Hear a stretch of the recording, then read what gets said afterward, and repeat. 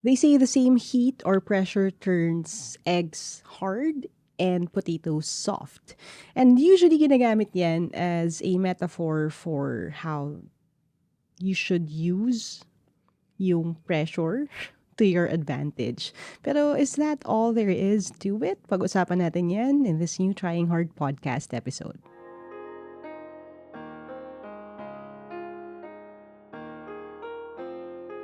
Hi there and welcome to the Trying Hard with Laika podcast.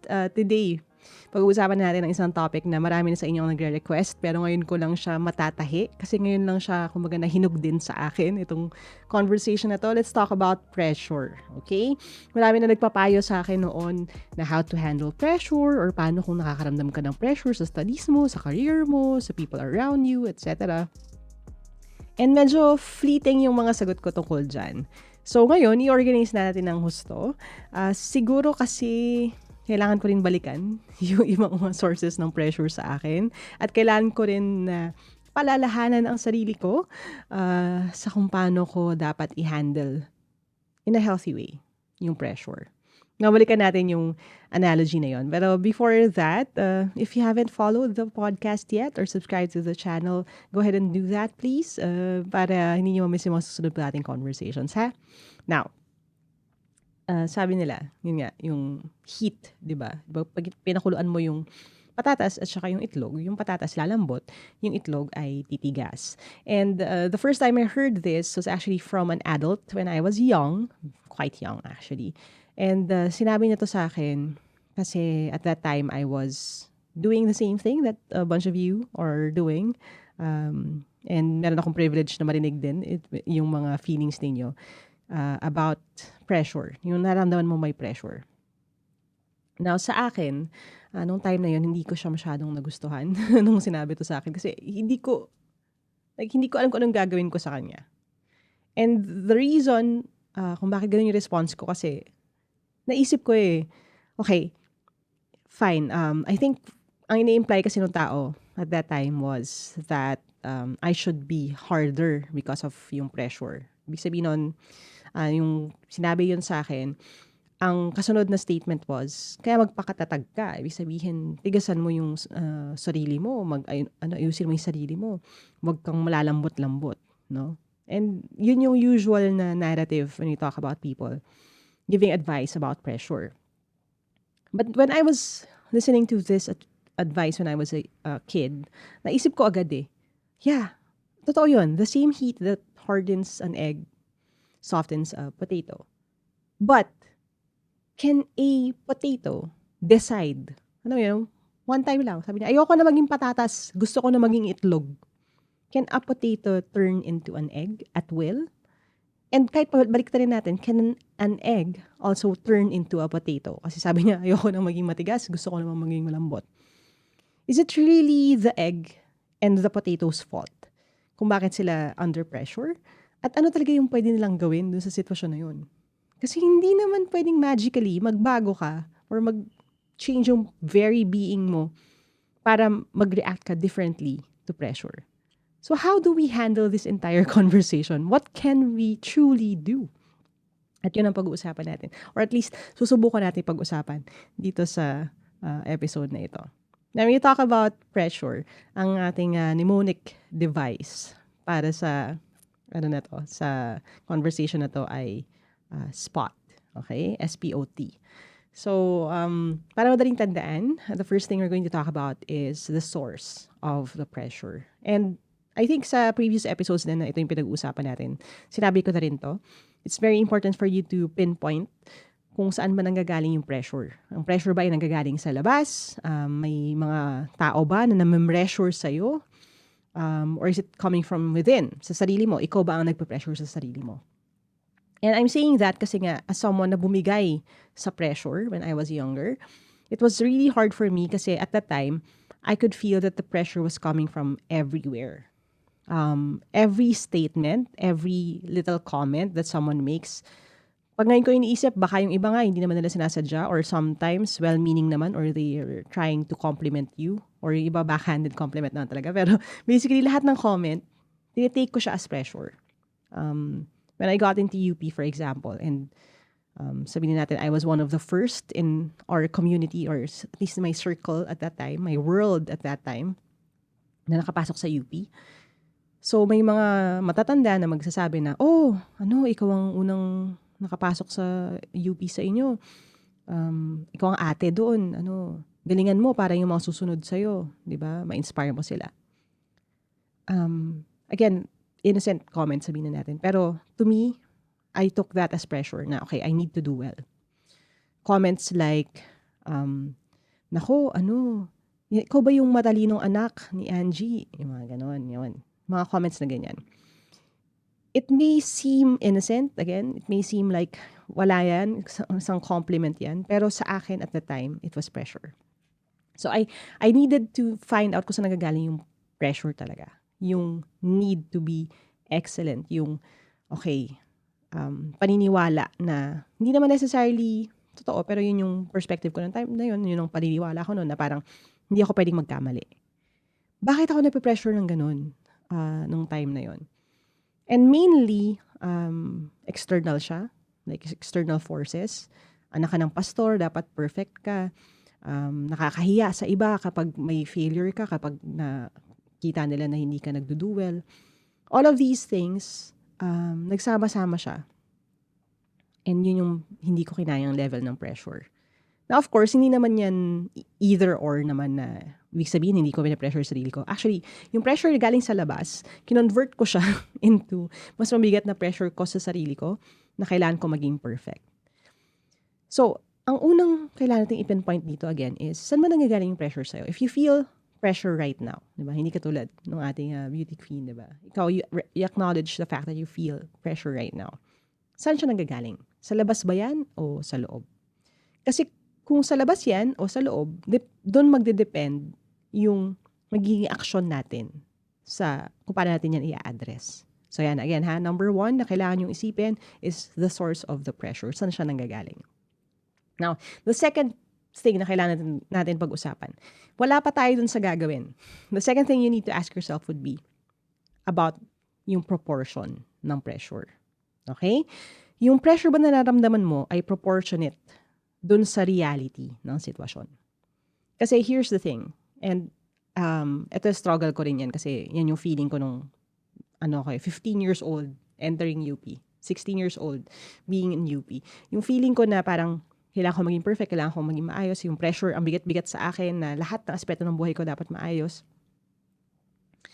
Hindi ko naisip nung time na yun na ito pa nararamdaman kong pressure ay proportional doon sa katotohanan ng pinagdadaanan ko. Tama ba na suungin ko to? Tama ba na buhatin ko lahat itong pressure na to? Tama bang tanggapin ko siya lahat as my role sa mundo? Tama ba for me to carry sa shoulders ko yung perfection, yung standard ng perfection dahil anak ka ng pastor, dahil ate ka, dapat lahat gagawin mo tama, lahat wala kang gagawing mali, wala kang struggle, hindi ka pwedeng magreklamo, hindi ka pwedeng mag-air out ng concern. Kailangan perfect ka. Tama ba na buhatin ko yun nung time na yun? And ngayon ko lang freely masasabi na hindi. Na hindi. Hindi deserve ng bata na, just trying sa buhay niya to survive, na buhatin yung ganong kabigat na responsibilidad. Hindi tama na iasa sa kanya ang reputasyon ng lahat, ng buong pamilya, buong simbahan, buong community, buong kakristyanuhan, alam mo yun? Hindi tama na buhatin ko yun nung time na yun. At actually, hanggang ngayon, hindi naman tamang buhatin ko yun. Kailangan ba maging perfect ako just to survive? And I'm saying that now with the benefit of hindsight. Wishing na nung time na yun naintindihan ko to. Pero sa totoo lang, kaya ako bumigay kasi hindi ito ang paniniwala ko noon. Feeling ko talaga kailangan ko maging perfect. Feeling ko talaga na ang make or break ang lahat ng gagawin ko. This next quiz will determine the rest of my life. Which is weird kasi nung time na yun, feeling ko kapag meron akong quiz na hindi na perfect, wala na. Hopeless na lahat. Bumigay na yung buong mundo ko kasi hindi na ako magiging flat one dito sa subject na to. Hindi na ako magiging perfect. It sounds silly ngayon pag verbalize ko yan, or maybe you're listening to this thinking na, hindi naman ganun yun, di ba? Yeah, but nung time na yun yung paniniwala ko. Kasi nga, hindi proportionate yung pressure na nararamdaman ko sa totoong stakes ng buhay ko. Now, a few weeks back, I posted about how you can keep trying sa life. And then someone said, parang, easy for you to say kasi hindi ganun daw ka-real yung stakes for me. But the one thing I learned throughout the years is that you also need to have a different mindset when it comes to our opportunities in life. It's true. I-recognize natin yung realidad ng buhay. Na, kunyari, nasa college ka on a scholarship, di ba? Tapos, hindi mayaman ng pamilya, limitado ang resources. Tapos, bumagsak ka. Matatanggalan ka ng scholarship, di ba? Totoo yun. Very real yung stakes na yun. Pero ibig sabihin din ba nun, katapusan na ng mundo kung babagsak ka? Ibig sabihin din ba nun, wala ka ng pag-asa at all? Hindi ka na pwedeng mag-appeal? Hindi na pwedeng huminto ka muna sa pag-aaral ngayon, tapos mag-ipon, tapos bumalik sa pag-aaral? Ang cliche nung sabihin na habang may buhay, may pag-asa. And hindi naman ako talaga advocate ng false positivity. So, hindi naman ako magsasabi sa inyo na magiging madali ito, no? Or everything will just be magically okay, no? Kung iisipin mo na positive yung mangyayari. Hindi yun ang pinag-usapan na dito. Ang sinasabi ko dito is sometimes we put so much pressure on ourselves and other people put so much pressure on us na hindi na makatotohanan yung paniniwala natin. Feeling natin, yung next failure ko will destroy me, utterly destroy me. As in, yun na yung katapusan ng lahat. When in fact, totoo na, habang buhay ka pa, may pwede ka pang gawin para bumawi. It's not going to be ideal. It's not going to be easy. Harapin natin yan. It's not going to be perfect. It's going to be different. It may take more time. It may take more effort. It may take more people working together to make it happen. Pero hindi ibig sabihin ng nag-fail ka ng isang beses, yun na yun. Sirang-sira ka na. Again, coming from someone who thought that way. Na feeling ko, okay, if I don't succeed, if I don't, hindi lang pumasa ha, ang feeling ko nun, kailangan flat one lahat. Again, hindi nga realistic. Yung pressure na yun, feeling ko nun, katapusan ko na. And literal na yun yung paniniwala ko at yun yung sumira din sa akin. So, I'm saying this, hindi dahil madali yung realization na yun. I'm saying this because I know what that decision cost me. It brought me to a point where I felt like I was worthless, I was useless, na the best thing I could ever be would be a cautionary tale sa ibang tao. Na yung, huwag mong tularan yan. Di ba? Nilamon na ng katalinuhan niyo yan. Ano yan? Ganito yan, ganyan yan. Sayang, isang malaking sayang na lang habang buhay.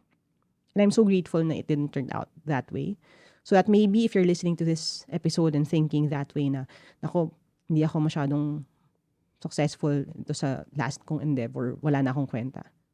Sana marinig mo to, tas maisip mo na, hindi yun totoo. Coming from someone who had multiple chances naman din over time. Again, it's not easy. Hard siya, challenging, iba. Pero at least hindi pa rin yun ang katapusan ng mundo. Ang mundo ay hindi natatapos hanggat hindi ito natatapos, kumbaga. So yun. Sana proportional yung pressure na nararamdaman ninyo sa totoo na pangyayari. And then, third thing we're going to talk about, SP na, no? So, own na tayo. We're going to talk about your outlet.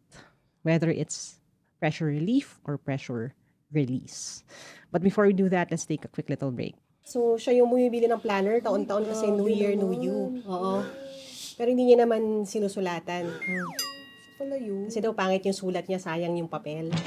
Tapos minsan, January, okay pa, sinusulatan niya, ginagamit niya. February, okay pa. Tapos susunod niyang bubuksan, September na. Ganun ka rin ba? Ako rin kasi, kaya nga gumawa ko ng sarili kong planner. Ito ang planner na para sa mga try-hard, kagaya ko. At dahil hindi nakakahiya maging trying hard, mas nakakahiya to not try at all, nilagay na natin sa cover mismo. This planner is undated, kaya pwede mo simulan gamitin kahit kailan. At kung makakalimutan gamitin pwede mong gamitin ulit. Walang masasayang na papel. But I should warn you, this planner is not for everyone. Parang yung podcast natin. Others may look at it and say it's too much or it's too messy. Pero I made these choices para hindi kayo mahiyang gamitin. This is the kind of planner you can use and abuse. Aside from the monthly spread, weekly spread, at yung task list, meron din siyang mga activity sheets that you can use sa inyong journey sa personal development. At kung ready ka na bumili para sa'yo o para panregalo, you can go to bit.ly/tryinghard planner. And for the first 100 orders hanggang November 30, I will also include a dedication kung gusto nyo lang naman.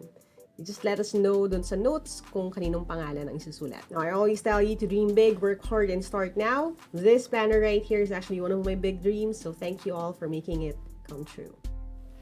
All right, welcome back to the conversation. Again, we're talking about pressure. We talked about the importance of knowing the source. Number 2, we talked about the importance of knowing kung proportional ba. No, yun, tama ba yung proportion ng pressure na nararamdaman mo sa totoong stakes sa totoong buhay. And dagdag natin yung fact na, again, hindi man maging perfect ang lahat. May mga opportunities pa rin in the future kahit hindi mo siya nakikita ngayon. Now, dito tayo sa pangatlo, which is, outlet. For relief or release. Now, ano muna ang pinagkaiba ng relief tsaka release? Ang relief kasi, when we talk about pressure relief, ibig sabihin pansamantala lang siyang mawawala, pero hindi pa siya mawawala tuluyan. Alam mo yung kunyari, may buhat-buhat kang mabigat na bagay, tapos nasa kanang kamay mo siya o nasa kanang side siya ng katawan mo. Tapos, ang pressure relief would be if nilipat mo siya sa kabilang side or sinunong mo muna siya sandali so that a different set of muscles would be carrying the weight of the pressure. Ganon siya, pressure relief. Panandali ang, alam mo yun, ginhawa doon sa pressure. And then yung second is pressure release, which is totally like eliminating yung pressure na yan. Now, when you talk about an outlet for pressure, I have a few suggestions. Isa would be talking to other people about it. Like even verbalizing na, alam mo, I feel so much pressure right now. Sa buhay ko, whenever I feel like a huge amount of pressure, finding opportunities or actually hindi nga ako naghanap ng opportunities pero I'm just so blessed to have someone who would ask me, okay ka lang ba, napapressure ka pa? So that I could say na, yeah, napapressure ako. Having that really helps me with pressure relief. Kahit talking about it lang, verbalizing it lang. Or minsan kahit wala akong kausap, kung isusulat ko lang siya sa journal ko na I feel so much pressure right now, ito yung nararamdaman ko. Idadump ko lang lahat ng nararamdaman ko. So sabihin ko na ito yung thinking ko, ganyan-ganyan. I know it doesn't make sense. I know it's not logical. I know it's disproportionate dun sa realidad. Pero this is how I feel. Kahit yung pag-journal na yun, nagkakaroon ako ng konting pressure relief. Now, possibly, hindi pa mawawala yung source ng pressure. Pero at least dun sa time na yun, enough na siya para hindi ako sumabog. So, imagine nyo kasi yung pressure, di ba? When it comes to pressure na yung, kaya balloon, di ba? Pag nagbo-blow ka ng air sa balloon. Aabot sa point na yung balloon ay sobrang punong-puno na ng hangin, na pag umihip ka pa, dinagdagan mo pa siya ng konting pressure, or kaya ginalaw mo yung balloon, di ba? Pininch mo siya ng konti, puputok siya. So, I'm hoping na before you get to that point na puputok ka, may konting relief, medyo i-release mo ng konti yung hangin by talking about it, by venting, by journaling, by doing something completely different. So, punta ka sa arcade, di ba? Give yourself time. Okay, maglo-load ako ng ganitong amount sa aking time zone card, not sponsored. And then, magpa-play muna ako. Tapos after this, tsaka ako na isusuot uli yung bigat na dala-dala ko bago ako lumabas dito. It could be going to church. It could be like participating in different activities. Like these things, I've gone through in life na nakatulong kahit paano sa pressure relief ko. Ang patayin muna yung nag-aalala kong utak at manood muna ako ng movie, i-treat ko yung sarili ko sa isang concert or sa isang show, that could be pressure relief. Okay? Pero hindi kasi siya magiging release until hindi mo na-deal yung totoong source ng pressure eh. So, mag-shift tayo dun sa ibang outlet. Yung outlet na pressure relief, ibig sabihin nun, sandali lang yon, di ba? Para lang mairaos yung next day. Yung pressure outlet na, as in, pressure release, kumbaga, is more long-term. Now, ano yung mga pwede natin gawin para magkaroon ng pressure release talaga at hindi na lang relief? This is one of the, I think, bravest things that you could possibly do. And again, exercise caution, no? Kasi iba-iba naman tayo ng background, iba-iba tayo ng parents, iba-iba tayo ng surroundings. Pero if you could talk to someone na nampe-pressure sa'yo and tell them na, ma, pa, or mom, dad, ate, kuya, ito yung realidad po ng sitwasyon ko. Like, sinusubukan ko yung lahat ng makakaya ko, pero hirap na hirap ako sa chemistry, hirap na hirap ako sa algebra, kung ano man yan. Tinatry ko po talaga. Kasi hindi ko talaga siya kaya mag-isa. Ask for help. Tell them yung expectations na parang baka stress lang po ako dito, baka hindi ako mag-excel, baka kailangan ko po ng tutor, kailangan ko po ng extra help. Just tell them. And then hopefully, it works out na you would be allowed some grace na, sige, okay na yung stress. Basta iraos mo na lang, okay lang yan. Tulungan ka namin. Kung may ganong support system, mas maganda. Kung wala naman, another form of pressure release would be diverting your energies, something else. So, ibig sabihin nun, I feel like I'm going to be just a middle type ng student, okay lang ako, hindi ako masyado mag-excel dito, babawi ako sa something else. Babawi ako sa ibang aspeto. And I'm saying that din kasi, again, galing ako doon. So, for example, yung pressure ko to be good, to be great, to excel, after kung nag-leave ng UP, yung pressure ko to excel was there. There was also pressure sa sarili ko na, okay, I want to do well. And my pressure release form was, okay, kapag feeling ko, like, okay na to, I would always reevaluate myself. Lagi ko titingnan, okay, totoo pa ba? Proportional pa ba yung nararamdaman ko sa totoong sitwasyon?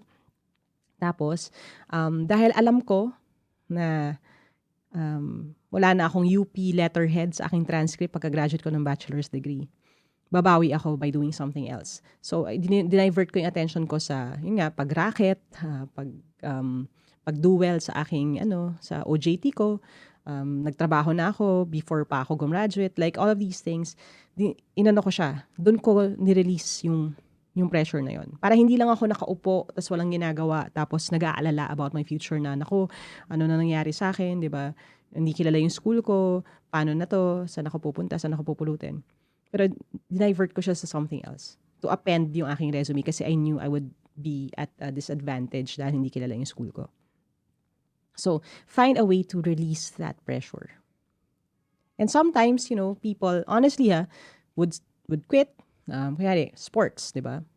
Competitive sports. Tapos hindi mo na kaya yung pressure, people would quit. And that is also another way of releasing the pressure, like totally eliminating the source of pressure. And if that's your choice, okay lang yun. Valid naman yung choice na yun talaga. But if you feel like, I'm not ready naman din to let go of the dream, yung pressure lang ang problema, then you could change certain aspects. You could also change your measure of success.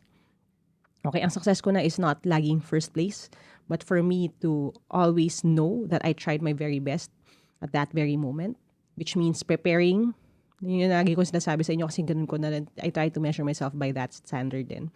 Na did I do my best with what I have and what I had at that point? If ang sagot ko doon ay yes, success na yun for me. So you could also do that. Para yung valve, kumbaga, yung release ng pressure mo ay ma-activate. Na nagawa mo yung part mo eh. May ginawa kang something eh.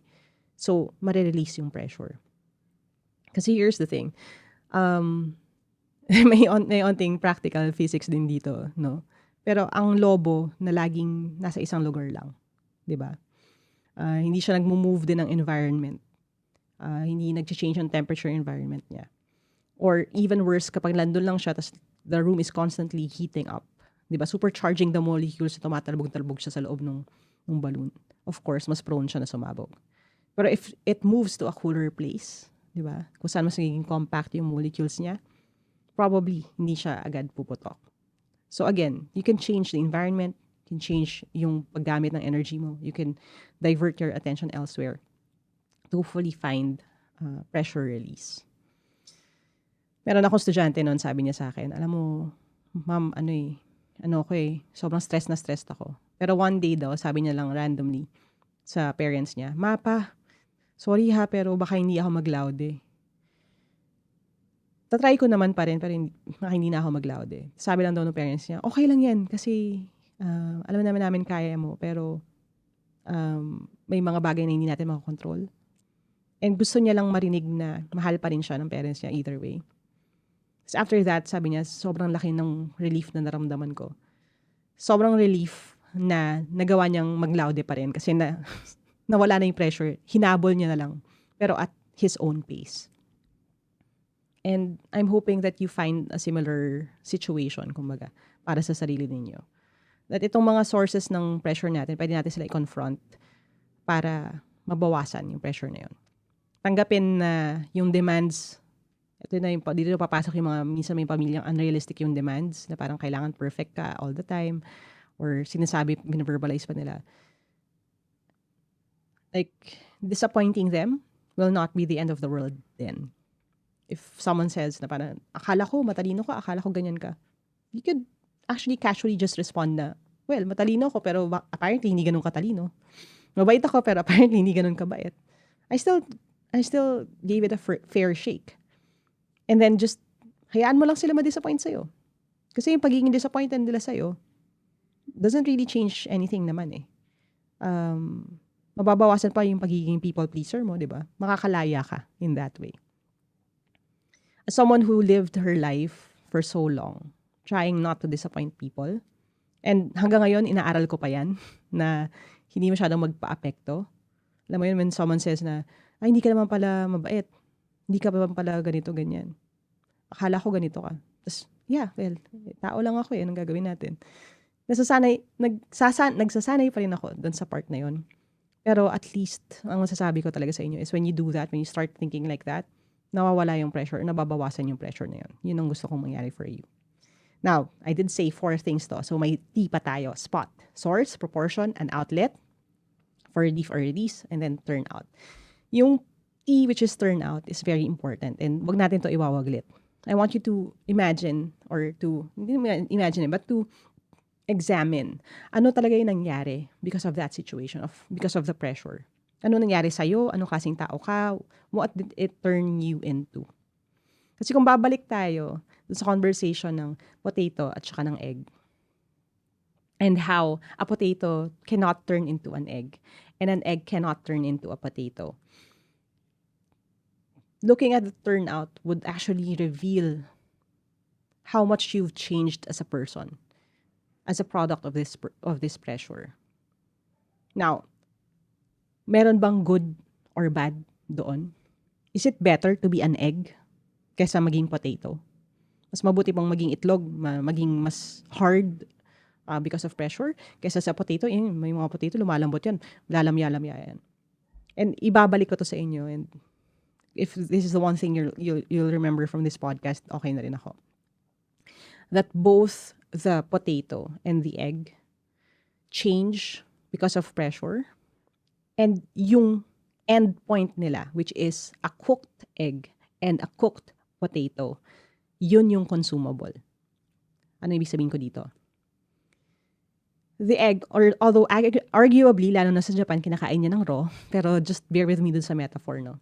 Pero when an egg changes dahil sa pressure and it becomes hard, what it turns into is something that is edible, safe to eat, good for a person. And when a potato, di ba, which is hard, turns soft because of pressure, it doesn't just turn soft, it turns edible. Kasi hindi mo naman pwedeng pangasin yung patatas, di ba? Hindi mo siya pwedeng kainin as it is. Pero because of the change that happened dun sa potato, it's what makes it edible. So someone who becomes hard or someone who becomes soft because of pressure, hindi necessarily bad thing yun. Walang better than either. Pero there are times in our lives that we are benefited by being stronger, by being tougher, and may times din na nakakatulong sa atin to learn how to be softer. And I'm saying that dun sa, with all the hindsight that comes with 3 decades of being alive. Nasasabihin ko sa inyo na I'm grateful for the types of pressure that made me hard. I'm also grateful for the types of pressure that made me softer. It made me more human. Kasi both of those experiences made me a better person. Kasi ang egg at ang patatas ay mas helpful kung sila'y luto. So yun. The same heat that hardens an egg and softens a potato can also turn something into something else, something that is better. But whether yung better na yun ay hard at soft ay hindi ang case, kundi was there change within a person. The egg cannot turn into a potato, the potato cannot turn into an egg. But an egg becomes a hard-boiled egg, a potato becomes a boiled potato. They become better because of yung change within themselves. So yun. Hopefully that helps relieve some of the pressure then that you're feeling right now. And we're releasing this leading up to a new school year, a new SEM for some of you. I'm hoping that you take this with you. Remember, like I always tell people when I give talks, who you become means more than what you become. And I mean that. If the pressure you're feeling right now and the journey towards alleviating that pressure, releasing that pressure, turns you into a better person, then it's a win for us, right? And yeah, that's it. Don't forget to follow the podcast, subscribe if you haven't yet. And as we always say, dream big, work hard, start now, and don't let those who call you a try hard keep you from trying hard. Patatas ka man o itlog, ang importante, one day, we will be good for someone. Kaya mo yan.